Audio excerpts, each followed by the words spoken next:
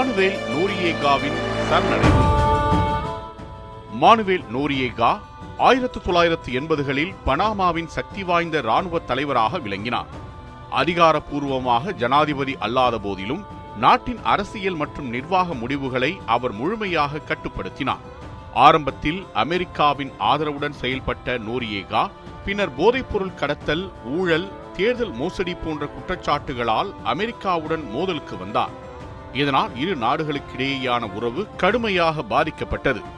இந்த மோதலின் உச்சமாக 1989 டிசம்பரில் அமெரிக்கா ஆபரேஷன் ஜஸ்ட் காஸ் என்ற பெயரில் பனாமாவை இராணுவத்தின் மூலம் ஆக்கிரமித்தது.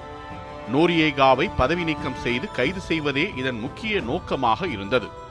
அமெரிக்க படைகள் பனாமாவுக்குள் நுழைந்ததும் நோரியேகா கைது செய்யப்படாமல் தப்பிச் சென்று வாட்டிகன் தூதரகத்தில் ஒளிந்து கொண்டார்.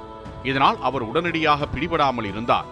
அவரை வெளியே வர வற்புறுத்த அமெரிக்க படைகள் தூதரகத்தை சுற்றி உயர் ஒலி இசையை ஒளிபரப்பி மனநிலை போர் நடத்தின. இந்த மன அழுத்தம் பல நாட்கள் தொடர்ந்து நடந்தது. தொடர்ந்த அழுத்தம் மற்றும் ஆதரவு இழப்பின் காரணமாக 1990 ஜனவரி 3 அன்று மானுவேல் நோரியேகா அமெரிக்க படைகளிடம் சரணடைந்தார். இதன் மூலம் அவரது நீண்டகால அதிகாரம் முடிவுக்கு வந்தது. சரணடைந்த பிறகு அவர் அமெரிக்காவுக்கு கொண்டு செல்லப்பட்டு போதைப்பொருள் கடத்தல் மற்றும் பண மோசடி உள்ளிட்ட குற்றச்சாட்டுகளில் நீதிமன்றத்தில் விசாரிக்கப்பட்டார்.